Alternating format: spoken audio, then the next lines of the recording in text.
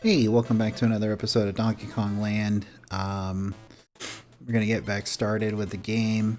I listened back to the previous recording, as I said, just very quickly because I had to change some settings, and then I changed them back, and they weren't quite right. But I listened back to it. It sounded fine. It sounded very close to the way it was if it wasn't exactly the way it was before. So I'm just gonna continue on with it and hope for the best. But yeah, like, so oh, that was close. Bees everywhere, trying to buzz around and bug me. Looks like they've added the neckies back in. I went up there and get those bananas. I guess because he was off screen, you couldn't see it. I'm just gonna collect the coins from now. Because like established previously, you can't get more lives than the amount of hearts that are on the bottom of the screen, and I'm like one life away from like max lives, so I don't really see a point. Got my Kong, so now I can save the game. It's kind of weird that they locked saving behind getting the KONG in this game, now that I think about it. But they probably did that instead of like adding like Candy's save place, because it was probably like space reasons, if I had to guess. Oh, that was close.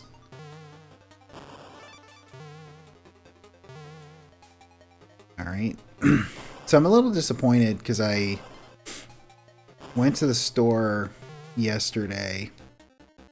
One of the things I wanted to get was a bag of Doritos, the taco flavor ones, because the nacho ones are fine. I think they're good. But in my opinion, the taco flavored ones are better. And one of the reasons I think they're better is because that's what Doritos actually used to taste like before they changed it to nachos. Like back in the 90s, like that's what they tasted like, was the taco flavor. And I just think it's a better flavor. I mean, I think nachos, like I said, the nacho flavor is good. I think the cool whoop. That bee disagreed with me. But I think the Cool Ranch flavor is pretty good. Although I don't eat it all that often because like it's one of those flavors that after a while kind of makes me nauseous. Just simply because it's like, all right, I'm done with this. But I'm not gonna lie, I'm not super adventurous with Dorito flavors. I usually just get the ones I know I like and I just stick to it. It's kind of weird now that I think about it that Doritos are like the jelly beans of chips and that there's like a million different flavors of them. Oh.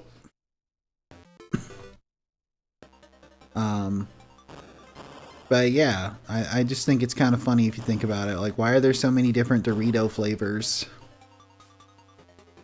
It's weird. You know? We're just gonna pretend like that didn't happen. Looks like the previous level I didn't get all the bonus rooms in. That's fine. Like I said in the last episode, I'm not planning on trying to 100% the game. I don't think I ever have. I'm just, maybe trying to play all the levels.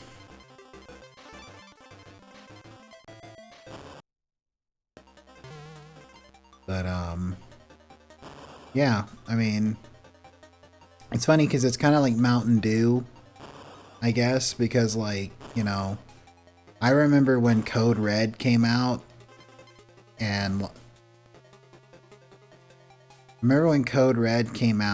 it was like, oh my god, like another flavor of Mountain Dew, and it was okay. And now it's like, I feel like Mountain Dew is the flavor or the soft drink that the Pepsi company uses to test out all its new flavors of drinks before they actually try to make anything out of it. Oh, not doing very well.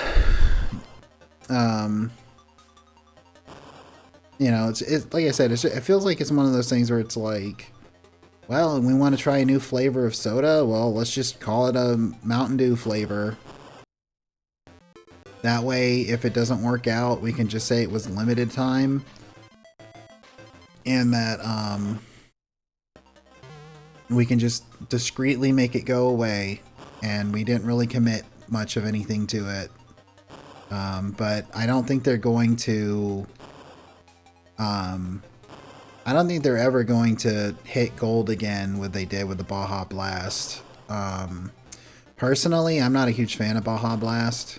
Like, it's fine. I just don't care for it too much. It's kind of salty. I will say though, it is better if you go to Taco Bell and get Baja Blast, but if you buy it in the cans, it's not that great. Let's see, I think this is the boss, right?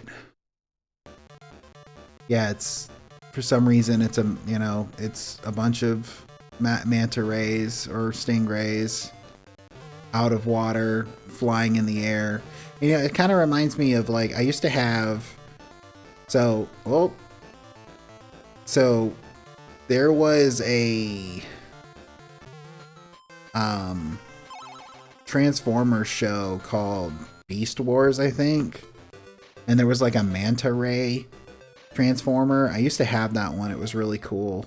I used to have Waspinator also. I really wanted the Optimus Prime gorilla. God, this game just has amazing music. As usual, Donkey Kong has really good music.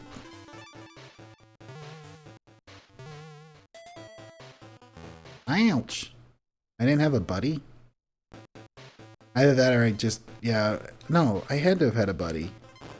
I must have just fallen... Yeah, that's something that happens too, is if you fall too far off screen to like an edge, it like insta-kills you, even though there's like clearly ground there. To be fair, a lot of NES games did that too. So... And Game Boy games did that, so it's not really like... that's a fault of this game. It was just kind of a fault of a lot of designs, because it was like, you know, it's kind of surprising you just have the ability to move back, you know, like to go back, and not just constantly have to move forward, because that was something that you had to look out for in a lot of older games. It was like, oh, you can only move forward, you can't move back. Ouch.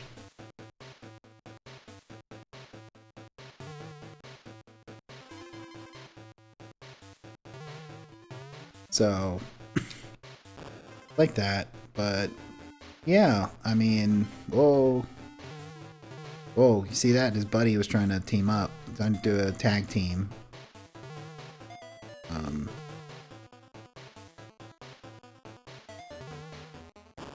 But yeah, like, at some point, I don't know if I'm going to do it by the end of the year, because I don't want to, like, you know, even though it's Donkey Kong Land versus Donkey Kong Country, I'm going to play Donkey Kong Country 3. I actually just recently replayed through it just for my own time because I felt like it, and I had a blast doing it, 100%ed it. But like, at some point I'm going to play it for the channel. I don't know if I'll do it by the end of the year. And since I'm doing Donkey Kong Land, I probably won't do it anytime soon. Just simply because it's like, you know, I don't want to, like, I think I've expressed it before. I don't want to do too many of the same type of game in a row, or, you know, in a series, because it's like, unless it's like, I'm like, oh man, I finished the first one and I really want to play the second one, you know, like, these games are, I missed the K, I mean, honestly, that's not big of a deal because, like, I'm just gonna make a save state when I have to, like, end a session, so I'm not gonna... Not too fussed about it, but I'd like to get as many KONGs and save the game organically as possible. You know, for the experience, but I'll probably just save state it.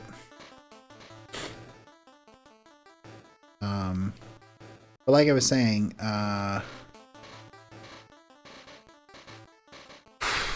unless it's a game that's like, you know, this is the first time I've ever played this game series, and I enjoyed the first one so much, I literally want to start the second one immediately. I don't want to do that many of the same game in a row, or even in the same series in a row.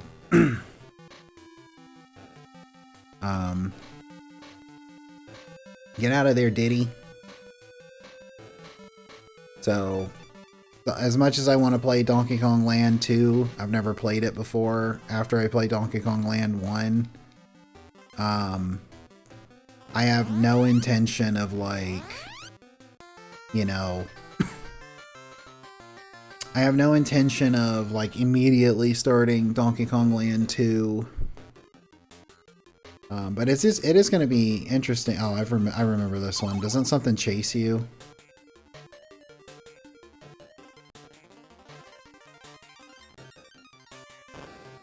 Aquatic Ambience made it back from Donkey Kong Country. It's one of the only songs, I think, from the Donkey Kong Country that actually makes it into the Game Boy game.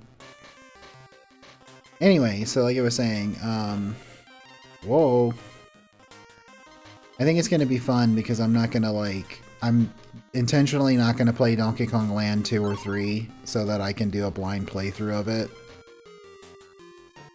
But to be fair, I haven't played this game in so long that most of this is kind of blind anyway.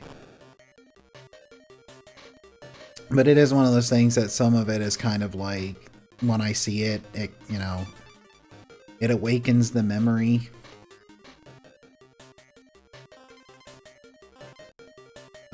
Is there something behind that? Oh, just a coin.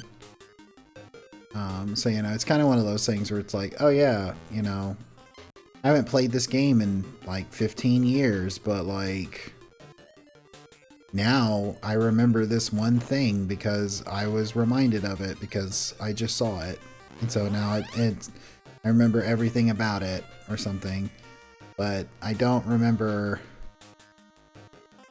this game well enough to know what's coming up. I'm just saying, like, you know, like how I was just like, doesn't something chase you in this level? Like, there's a level, a swimming level, very much like this, where I'm pretty sure it's coming up here in the next, like, level or two, where you have this, like, I don't know what it is. I think I think it's a real animal, but, like, it's this thing that, like, will chase you.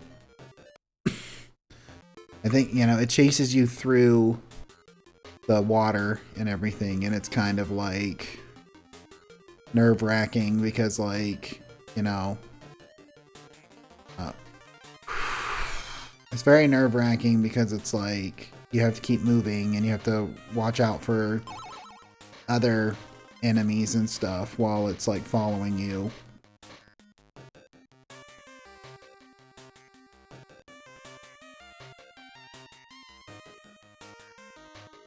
But yeah, like I said, I think it's one of the upcoming levels.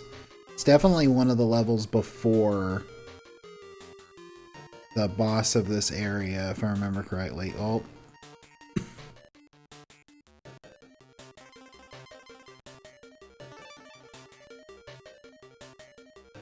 But got some money.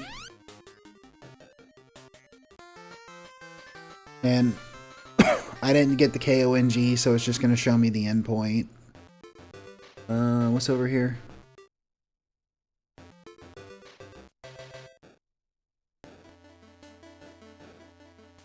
I don't know, we gotta watch out for the shark, though.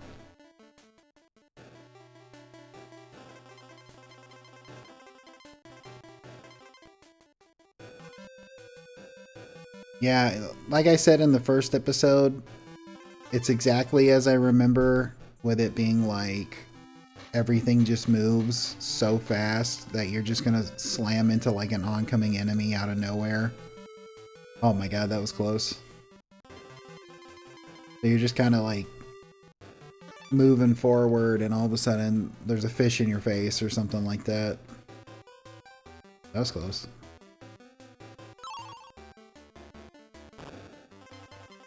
Bananas. Ow. I don't even know what those are supposed to be. Are they clams? One of the things I always appreciated about Donkey Kong Country is no time limits for the levels. I mean, bonus areas have time limits, and that's okay. Not in the first Donkey Kong Country, but in Donkey Kong Country 2 and 3, it's a challenge to do whatever it is they say to do in the time limit. But, like, considering that there's not, you know, a time limit through the entire game is, like... it's great. I actually have expressed several times that I hate time limits in games.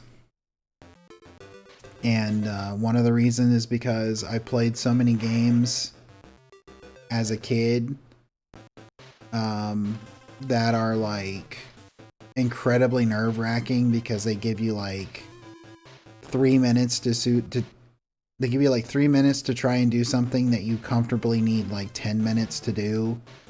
And so you have to sit there and do it over and over and over again until you like... Well, that beaver almost got me. But you have to do it over and over and over and over again until like... You know, doesn't it kind of look like Diddy is actually looking at the screen and he has like 2 giant eyes instead of like an eye and an ear? But anyway, so I've played so many. Oh yeah, there's this thing. Played so many games where it's like, oh, you only have like 3 minutes to do something you need like 6 to 8 minutes or something for. And that's kind of like, it's so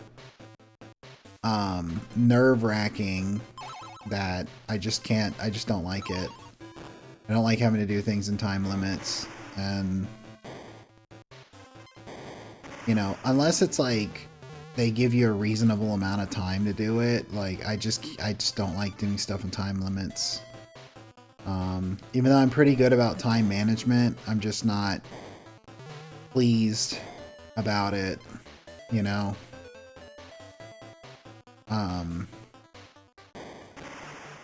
The other thing I hate is, especially when it comes to 3D platformers, is like precarious platforming over like bottomless pits.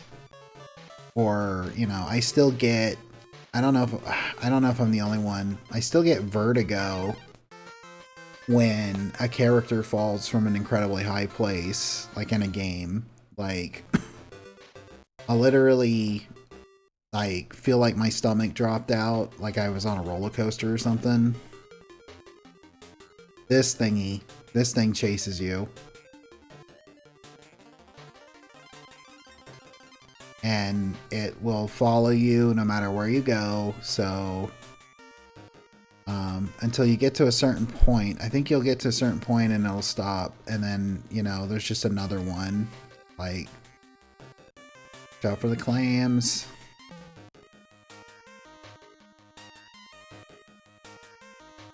But checkpoint cleared. But yeah, so like, yeah, I can't stand really harsh time limits in games, and I can't stand like really high places where it's like you can fall real easily, and it's not just like, oh, it's game, you know, character died or whatever, so we're just gonna have you go straight back to the last checkpoint. But you know, see them fall all the way, and like you see them pick up speed. Like Banjo-Kazooie is like a lot like that. Ouch.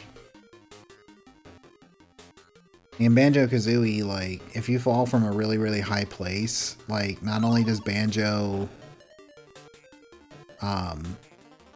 freak out about it, but like he gets faster and faster as he falls, which is realistic, but at the same time it makes me want to like throw up a little bit. And I remember one time I was playing Banjo-Kazooie and I was going for a no death run, and I got all the way to Rusty Bucket Bay. I was doing 100% no death run. Got to Rusty Bucket Bay and I got to the engine room and I fell in the bottomless pit there, and I just turned the game off because it was like, well, that's the end of that. I don't do a lot of challenges and stuff like that anymore. Just, I don't know. I can see the fun in it, but like at the same time, like there's very few games that I play that I get that good enough at. Well, I just get the checkpoint anyway. When I get that good enough at it that like, I can do something like a no death run or a speed run. Like I remember there was one year that I played Banjo-Kazooie so many times. Did I not proc that thing? That's fine by me, man. I played Banjo-Kazooie so many times that like, I think I beat the game in under like 4 hours or something like that, 100%. It was crazy. But I know my record for Mumbo's Mountain is under like 6 minutes, I think. Maybe 6 to 8 minutes. It'll probably be saved on my my actual cartridge. So I might check that out whenever I go to play the game. I don't know if I will do 100% run, because like as much as I would love to do a playthrough that's 100%, like one of the things I try to consciously keep in mind when it comes to what, am I going backwards? What the heck? One of the things I try to consciously keep in mind when it comes to playing a series is like not doing something that, you know, after like a while is like not really interesting to watch, you know. So that's one of the reasons why, as much as I love role-playing games and I loved playing Pokemon, and I might play Pokemon Gold, and I might play a handful of role-playing games that I really, really love and want to share the experience with, I'm very cautious about playing role-playing games, because